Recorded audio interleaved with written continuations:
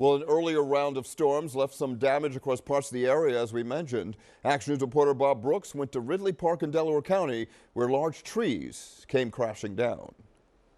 Yeah, what a mess this has created for some of the neighbors down here. Right behind me, you can see a lot of the debris alongside the road. Some of it has been cleaned up already. The big bulk of the trees have been by neighbors down here. But when those trees came down, they totaled 2 cars.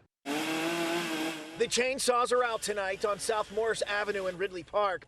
Whatever it was that blew through here knocked down big old trees. Some of the casualties of the storm, cars. One of them, this Subaru, had a tree fall on the back. It belongs to Aldo Vasquez. I felt the floor shake. I heard a loud bang. My car started beeping afterwards and looked out the window.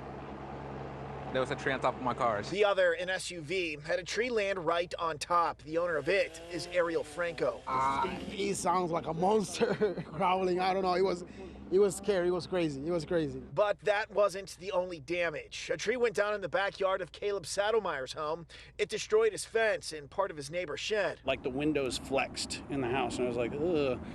And I walked out to the back room here and looked at that tree standing behind me and was like, dang, and it was whipping. And looked over this way and was like, God, is there a tornado in the sky or something? Heard a thud, looked over, the tree was down. Neighbors here say the storm was quick. Minutes, I think it was like 3 minutes in total. Yeah, as soon as I came out, the sky was clear.